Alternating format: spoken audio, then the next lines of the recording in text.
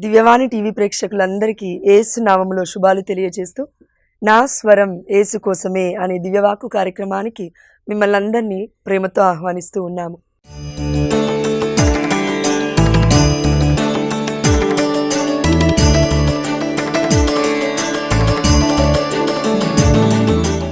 మనందరికీ తెలిసిన విధంగా మన కనతలైన కథోలిక శ్రీ సభ ముగ్గురు యొక్క పుట్టుకలను గొప్ప పండుగగా కొనియాడుతూ ఉంది.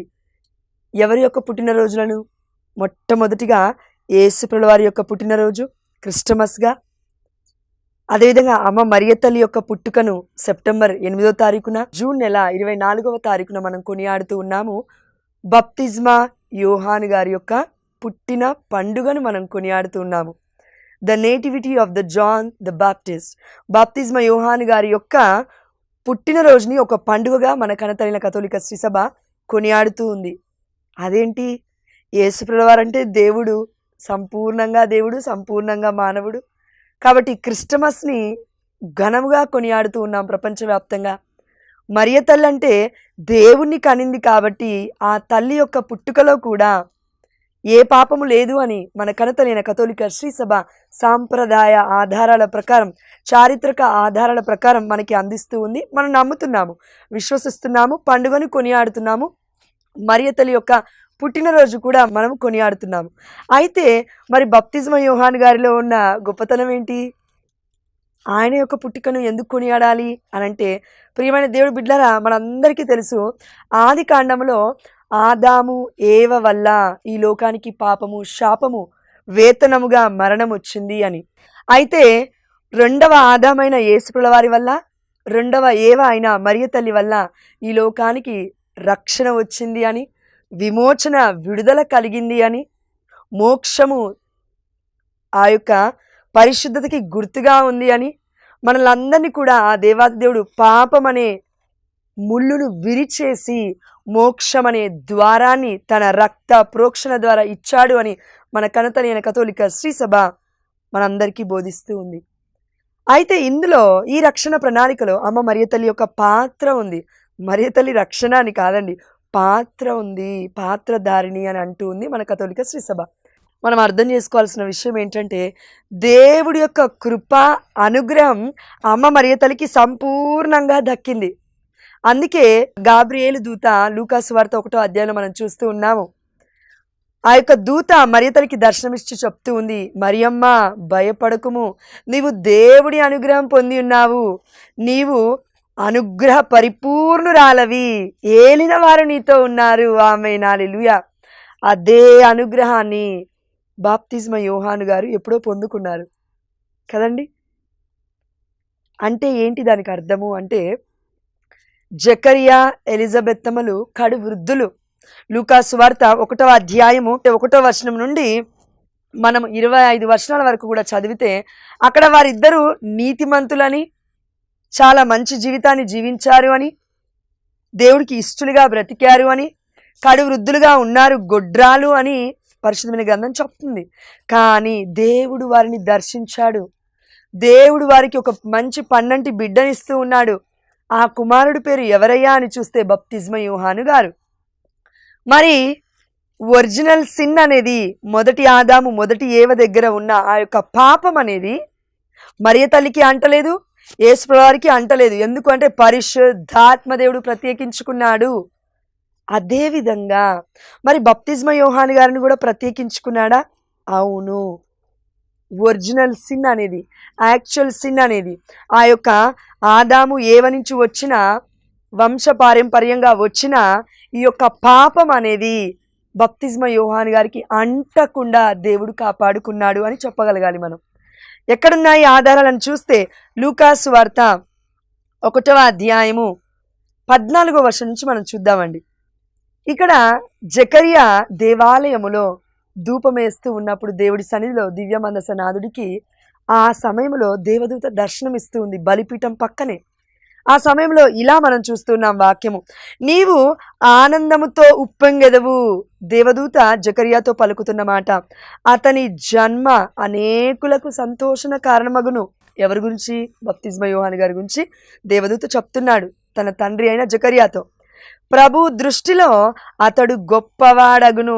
ఇంకా అప్పటికి పుట్టలేదండి బప్తిస్మా యోహాను గారు, కానీ దేవదూత ముందే చెప్తుంది, ద్రాక్ష రసమును కానీ మద్యమును కానీ పానము చేయడు, తల్లి గర్భమునే, ఇది మనం గుర్తుపెట్టుకోవాలి, తల్లి గర్భమునే పవిత్రాత్మతో నింపబడును. ఆమె హల్లెలూయా. ఇప్పుడు అబ్రహాము సారా గారు ఉన్నారండి పాత నిబంధనలో.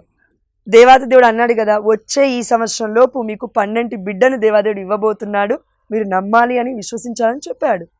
అదేవిధంగా ఎలిజబెత్తమ్మ జకర్యాలకు కూడా అలా చెప్తే అయిపోయేది. కానీ ఇక్కడ ఒక మాట పరిశుద్ధాత్మ దేవుడు లిఖిస్తూ ఉన్నాడు. అదేంటి? తల్లి గర్భముననే పవిత్రాత్మతో నింపబడును. ఇక్కడ అంతరార్థం ఏంటి అని అంటే, పవిత్రాత్మతో నింపబడినప్పుడు ఏం జరుగుతుంది?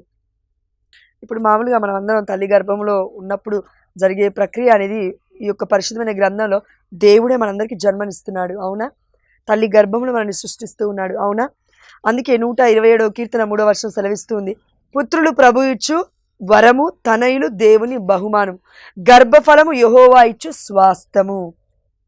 కానీ మనందరి గురించి, లేదంటే వేరే ప్రవక్తల గురించి, ఇంకా వేరే కొంతమంది గురించి పరిశుద్ధమైన గ్రంథంలో తల్లి గర్భములో ఉండగానే పవిత్రాత్మతో నింపబడతాడు నీ బిడ్డ అని లేదు.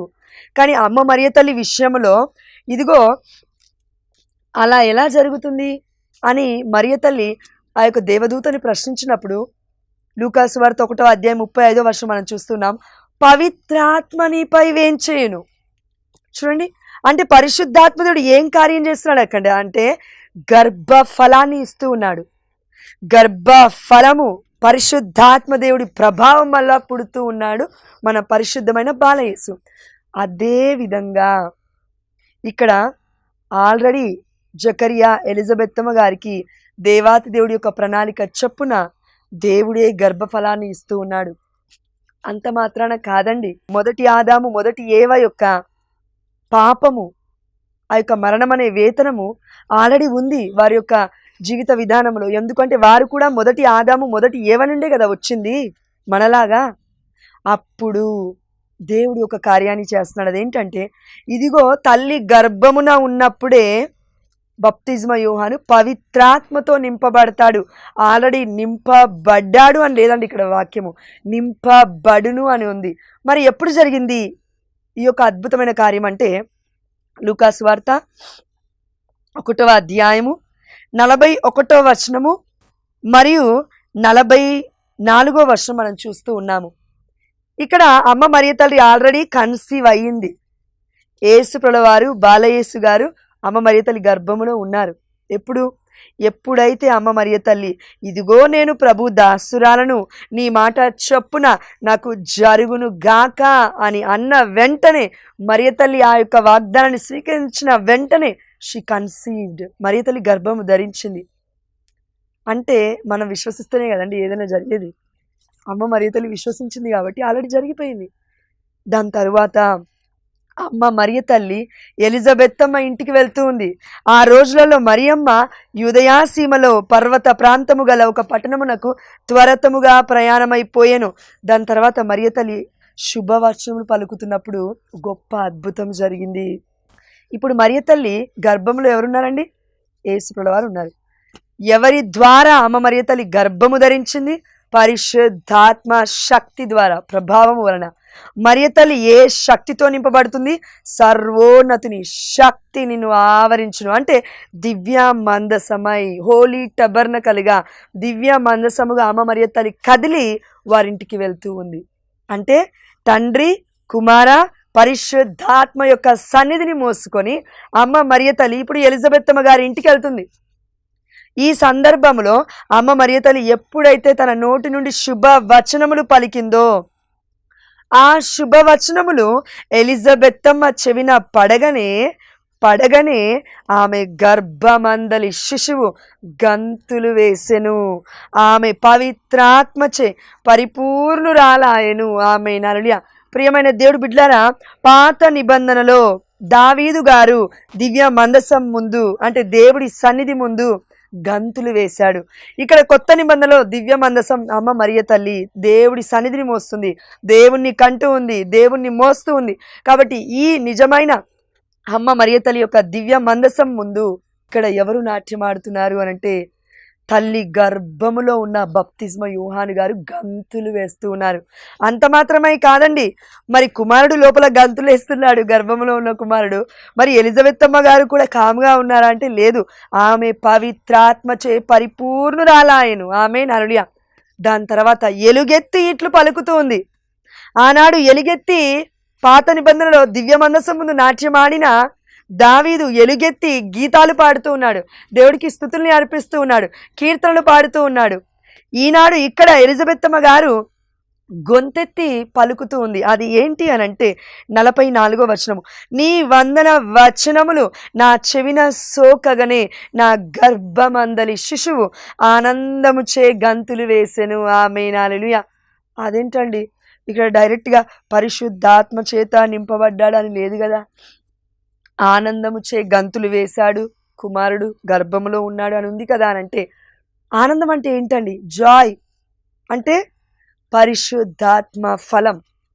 ఈ రోజుల్లో మనల్ని ఎగ్జాంపుల్గా తీసుకుంటే మనలో ఎంతమంది ఆనందంగా ఉన్నాం? బాధ, నిరాశ, నిస్పృహ, కృంగుదల, ఆందోళన, అలజడి, చచ్చిపోతే బాగుండనే ఆలోచనలు. అంటే మనలో ఇసుమంతయు కూడా ఆనందమే లేదు కదా. అంటే ఈ లోకంలో మనం చికెన్ బిర్యానీ తింటే వచ్చే ఆనందం, చాక్లెట్ తింటే వచ్చే ఆనందం, లేదంటే 3 గంటలు సినిమా థియేటర్కి వెళ్తే వచ్చే ఆనందం, ఆ ఆనందం గురించి దేవుడు మాట్లాడట్లేడండి.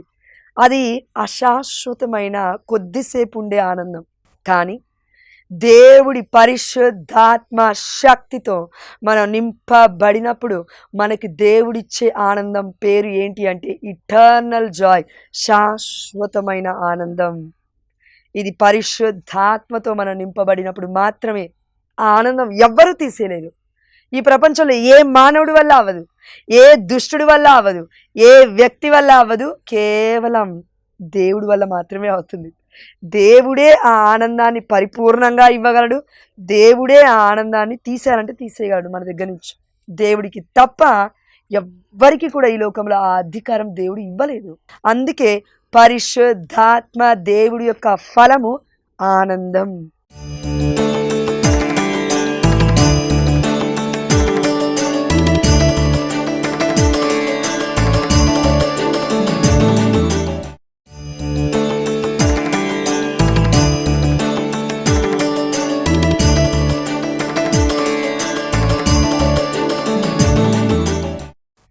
ఈ యొక్క పరిశుద్ధాత్మ శక్తితో పరిపూర్ణురాలైన ఎలిజబెత్తమ్మ సాక్ష్యం ఇస్తుంది, నా గర్భములో ఉన్న కుమారుడు గంతులు వేస్తున్నాడమ్మా నీ శుభవచనము వినగానే. ఎందుకంటే ఇదిగో 42వ వచనము, పిమ్మట ఎలిజబెత్తమ్మ ఎలుగెత్తి ఇట్లా నేను, స్త్రీలందరిలో నీవు ఆశీర్వదింపబడిన దానవు. ఆమేన్. ఎందుకు? ప్రభు తల్లి, నా ప్రభు తల్లి నా యొద్దకు వచ్చుటకు నాకు ఎలాగూ ప్రాప్తించను. వామ్మో, నా దేవుడి తల్లి నా వద్దకు వచ్చిందా? నీ గర్భ ఫలము ఆశీర్వదింపబడిను. ఆమేన్, హల్లెలూయా. స్త్రీలందరిలో నువ్వు ధన్యురాలవమ్మా, ఎందుకంటే నీ గర్భఫలం దీవించబడింది తల్లి. నేను కనేది సీదా సాధారణమైన బప్తిస్మా యోహాను గారిని, కానీ నువ్వు కంటున్నది ఈ ముల్లోకాలకి అధిపతి, ఆది అంతమునై ఉన్నవాడు, ఆల్ఫా ఒమేగా, మొదటివాడు కడపటివాడైన దేవుని నువ్వు కంటూ ఉన్నావు అని ఎలిజబెత్తమ్మ గారు పరిశుద్ధాత్మ ప్రేరణ చేత. మనం అందరం గుర్తుపెట్టుకోవాల్సిన అంశం ఏంటంటే పరిశుద్ధాత్మతో పరిపూర్ణంగా నింపబడిన బిడ్డలకి మాత్రమే అర్థమవుతుంది ఏంటి అనంటే నా ప్రభు తల్లి నా వద్దకు వచ్చుటకు నాకు ఎలాగూ ప్రాప్తించెను. ఈ మాట మన కన్నతల్లి అయిన కథోలిక శ్రీ సభ తప్ప వేరే కథోలికేతరులు ఎవరూ కూడా అనట్లేరు.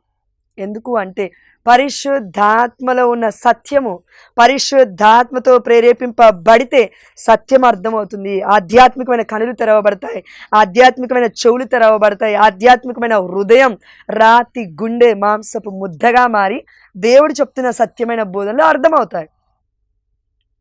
అప్పుడు మనం ఏమంటామంటే అమ్మ మరియ తల్లిని నా ప్రభు తల్లి, నా దేవుడి తల్లి, నా తల్లి అని జపమాల ప్రార్థన చేస్తాం. మన దివ్యమైన కథోలిక శ్రీ సభలో గురువులకి మాత్రమే దేవాదేవుడు ఇచ్చిన ఔన్నత్యం ఏంటంటే దివ్యమైన బలి పూజను అర్పించడం. వారందరికీ తెలుసు. అందుకే మనందరికీ ఏమని చెప్తారంటే మరియ తల్లి మధ్యస్థ ప్రార్థన అడగండి, కథోలిక శ్రీసభలో మన గురువులు ఎంతమంది చెప్పట్లేరండి, మరియ తల్లి మధ్యస్థ ప్రార్థనలు అడగండి అని.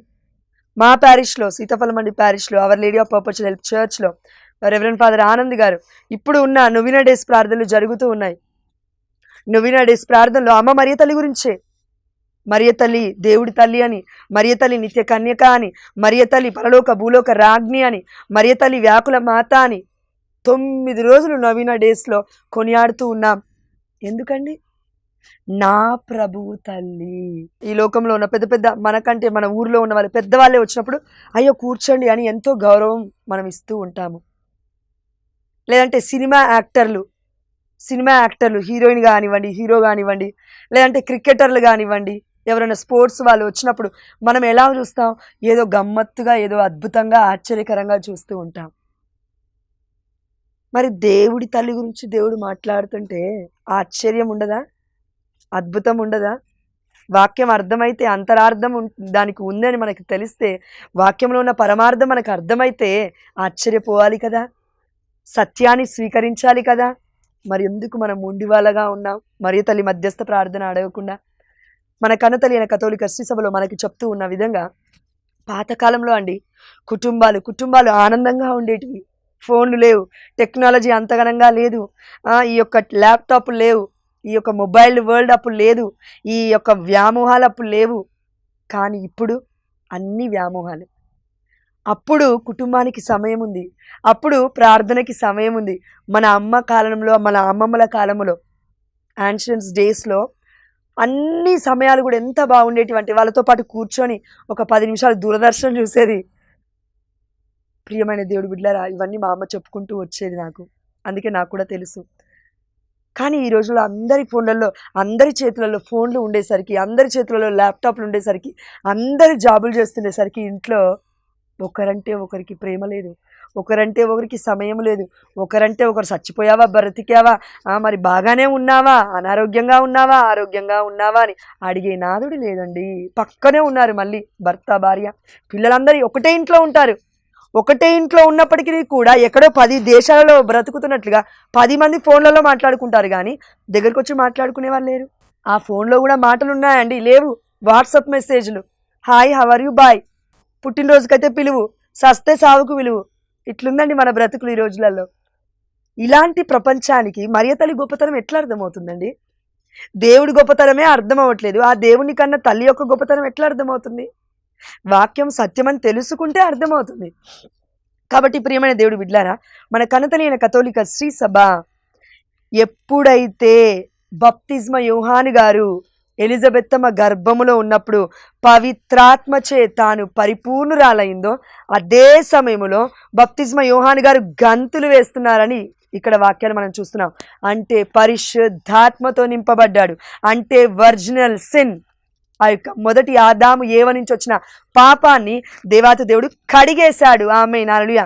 అంతెందుకండి, పరిశుద్ధమైన గ్రంథంలో మనకి యెషయా గ్రంథం 6వ అధ్యాయం చూస్తే అక్కడ యెషయా దర్శనాన్ని చూస్తూ ఉన్నాడు. వామ్మో, నేను దేవుని చూస్తున్నానా, వామ్మో, నేను మానవ మాత్రుని, ఈ లోకం అనే పాపంలో నేను బ్రతుకుతున్నాను, ఈ మనుషులనే పాపంలో నేను బ్రతుకుతున్నాను, ఈ నోటి మాటలు పాపపూరితమైనవి, నేను దేవుణ్ణి చూస్తున్నానని అంటూ ఉన్నప్పుడు దేవాతి దేవుడు బలిపీఠం దగ్గర నుంచి ఒక దేవదూత నిప్పు కణికని తీసుకువచ్చి తన నోటికి అంటించగానే తన పాపములు శుద్ధీకరింపబడ్డాయి అని మన వాక్యం చూస్తున్నాం. యెషయా గ్రంథం 6వ అధ్యాయంలో తన పాపాలన్నీ కడిగివేయబడ్డాయి అని మనం చూస్తూ ఉన్నాం. అంటే దానికి అర్థం ఏంటండి? దేవుడి యొక్క అనాయింటింగ్, దేవుడి యొక్క అభిషేకం ఒక వ్యక్తిని పరిశుద్ధుడిగా మార్చగలదు. అగ్ని స్వరూపుడైన మన తండ్రి మన మీదకి వచ్చినప్పుడు, ఆనాడు ఆ యొక్క పెంతకోస్తు దినము రోజున, పెంతకోస్తు పండుగ రోజున అందరి మీదకి 120 మంది శిష్యుల మీదకి దిగి వచ్చినప్పుడు వారందరూ భాషలలో మాట్లాడగలుగుతున్నారు. వారందరూ కూడా దేవుడి యొక్క ఆత్మతో పరిపూర్ణముగా నింపబడ్డారు. అందుకే అంత ధైర్యముగా దేవుడి యొక్క వాక్యాన్ని ప్రకటించగలిగారు. దేవుడి ఆత్మ అభిషేకం పాపాన్ని కడిగేస్తుంది, వంశపారంపర్యంగా ఉన్న పాపాలని కడిగేస్తూ ఉంది. మొట్టమొదటిగా ఆదాము ఏవ దగ్గర నుంచి వచ్చిన పాపాలని కడిగేస్తుంది. ఎందుకంటే యేసయ్య ఒక్క మాట అంటూ ఉన్నాడు, చనిపోయేటప్పుడు స్లీవ మీద ఉన్నప్పుడు ఒక్కటే మాట అంటున్నాడు. అదేంటి? 7వ మాటనో 6వ మాట అండి, అంతా సమాప్తమైనది. ఆమేన్, హల్లెలూయా. టెటలస్టాయ్, అంతా సమాప్తమైనది. ఏంటది? లోకములో ఉన్న పాపము, లోకములో ఉన్న శాపము, లోకములో ఉన్న మరణము నిన్ను నన్ను ఇక ఏలలేదు. ఆమేన్ హల్లెలూయా. మనం ఇక బానిసలము కాము. ఆమేన్ హల్లెలూయా. మనం పాపానికి బానిసలముగా లేము. పరిశుద్ధతతో ఆ దేవదేవుడు మనల్ని దర్శించున్నాడు. కానీ నువ్వు నేనే విశ్వసించట్లేము. విశ్వసిస్తేనే కదండి దేవుడి మహిమను చూస్తాము అని యోహాను సువార్త 11:40 సెలవిస్తూ ఉంది. మరి విశ్వసించకుండా అమ్మో నాలో ఇంకా పాపం ఉంది, అమ్మో నాలో ఇంకా శాపాలు ఉన్నాయి అనుకుంటే ఎలా? ఉన్నాయి. మన కనతలైన కథోలిక శ్రీసభ సాక్రమెంట్స్ మనకి ఇచ్చింది. దివ్య సంస్కరణ, ఆ యొక్క పాప సంకీర్తన ద్వారా మన పాపాలు కడిగేసుకుంటున్నాము. యేసుప్రభువు వారు మన యొక్క శాపాలన్నింటినీ, ఆ యొక్క కర్సెస్ని మొత్తాన్ని కూడా కొట్టేశాడు తన శిలువ దగ్గర. యేసయ్య రక్తంలో, యేసయ్య రక్తాన్ని క్రయధనముగా అర్పించి మనల్ని కాపాడాడు. మళ్ళీ ఇంకెందుకండి మళ్ళీ మనం భయపడేది? కాబట్టి ప్రియమైన దేవుడు బిడ్డలారా, అదే విధంగా మరి ఈ ప్రపంచాన్ని దేవాదేవుడు కాపాడాడు కదా రక్తం ద్వారా. అందుకే బప్తిస్మా యోహాను గారిని యేసుప్రభువు వారు పుట్టక ముందే, అంటే యేసుప్రభువు వారు 1 month మరియ తల్లి గర్భంలో ఉన్నారు. మన బప్తిస్మా యోహాను గారు 6th month రన్నింగ్ తల్లి గర్భంలో ఉన్నారు. ఇప్పుడు వాళ్ళిద్దరు మాట్లాడుకుంటున్నారు. పరిశుద్ధతకి పుట్టుకనిచ్చింది అమ్మ మరియ తల్లి. అదే పరిశుద్ధుని మోసుకెళ్ళినప్పుడు, పరిశుద్ధాత్మ దివ్య మందసముగా వెళ్ళినప్పుడు, పరిశుద్ధాత్మ దేవుడు బలముగా ఆవహించినప్పుడు ఎలిజబెత్తమని తన గర్భంలో ఉన్న శిశువు కూడా దేవాదేవుడు పవిత్రుడుగా మార్చేస్తున్నాడు. ఆమేన్ హల్లెలూయా. అందుకే మన పునీత బప్తిస్మా యోహాను గారి యొక్క పుట్టుకను పండుగగా మన కన్నతల్లి అయిన కథోలిక శ్రీసభ కొనియాడుతూ ఉంది. పాపమే లేదు తన పుట్టుకలో కూడా అని అర్థము మనందరికి ఉందండి. ఒరిజినల్ సిన్ మనకుంది. కానీ యేసుప్రభువు వారు చనిపోక ముందు ఏం జరిగింది అంటే బప్తిస్మా యోహాను గారు పుడుతూ ఉన్నారు. అందుకే బప్తిస్మా యోహాను గారికి ఉన్న ప్రత్యేకతను దేవదేవుడు చెప్తూ ఉన్నాడు. అంత మాత్రమే కాదండి, మన లూకా సువార్త 1:17 చూడండి. బప్తిస్మా యోహాను గారి గురించి వాక్యాలు. అతడు ఏలియా ఆత్మయును శక్తియును కలవాడై ప్రభువునకు ముందుగా నడుచును. ఆమేన్ హల్లెలూయా. అంత మాత్రమే కాదండి, మన యేసుప్రభువు వారు బప్తిస్మా యోహాను గారి గురించి ఒక గొప్ప విషయాన్ని చెప్తూ ఉన్నాడు. దేవుడే మన గురించి టెస్టిమనీ ఇస్తే, దేవుడే మన గురించి గొప్ప విషయం చెప్తే ఎంత గొప్ప విషయం కదా, అందరికీ గుర్తుండిపోతుంది. అదే మాట ఇప్పుడు మనం ధ్యానించుకుందాం. మత్తయి సువార్త 11:11 మానవులందరిలో బప్తిస్మా యోహాను కంటే అధికుడగువాడు ఎవ్వడూ పుట్టలేదని మీతో నిశ్చయముగా చెప్పుచున్నాను. ఆమేన్ హల్లెలూయా. యేసుప్రభువు వారు వచ్చేంత వరకు కూడా ఈ వాక్యం నెరవేరుతుంది. ఎందుకంటే యేసుప్రభువు వారు అధికుడు కదా బప్తిస్మా యోహాను గారి కంటే. బప్తిస్మా యోహాను గారే అన్నారు, ఇదిగో నేను ఇప్పుడు మీకు నీటితో జ్ఞానస్నానం ఇస్తున్నాను, కానీ నా తర్వాత రానున్నవాడు నాకంటే అధికుడు, ఆయన కాళ్ళ చెప్పులను కూడా విప్పుటకు కూడా నేను యోగ్యుడను కాను. ఆయన అబ్రహాము కంటే ముందున్నాడు, దావీదు కంటే ముందున్నాడు, నాకంటే ముందున్నాడు అని మనం చూస్తూ ఉన్నాము. యోహాను సువార్త 2వ అధ్యాయం దగ్గర కూడా, ప్రియమైన దేవుడి బిడ్డలారా, మత్తయి సువార్తలో కూడా. కాబట్టి మానవులందరిలో బప్తిస్మా యోహాను కంటే అధికుడు ఎవ్వడూ పుట్టలేదని మీతో నిశ్చయముగా చెప్పుచున్నాను. ఆమేన్ హల్లెలూయా. అంటే ఆయన పుట్టుకలో ఉన్న పరిశుద్ధతను కూడా ఆ దేవాదేవుడు మనందరికీ కూడా చెప్తూ ఉన్నాడు. అధికుడు అంటే పరిశుద్ధతను బట్టే దేవుడు మాట్లాడతాడండి. అధికార వ్యామోహాన్ని బట్టి కాదు, ఈ లోక వ్యామోహాన్ని బట్టి కాదు, ఈ లోకంలో ఉన్న ఆ యొక్క పేరు పలుకుబడిని బట్టి దేవాదేవుడు చెప్పట్లేడు.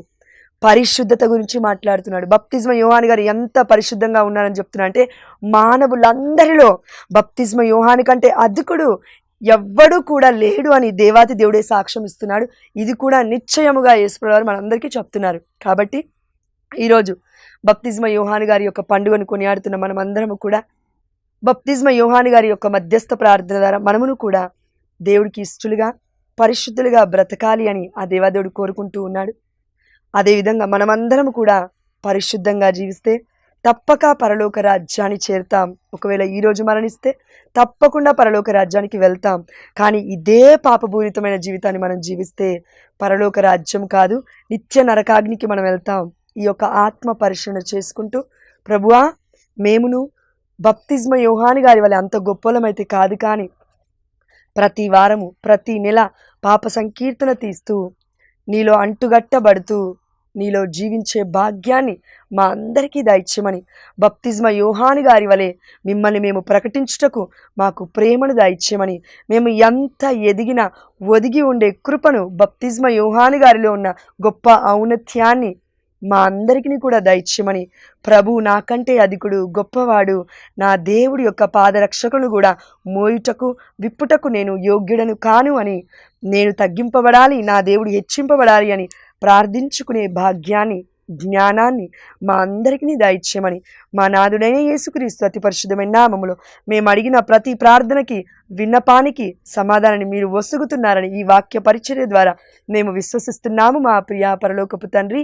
ఆమేన్.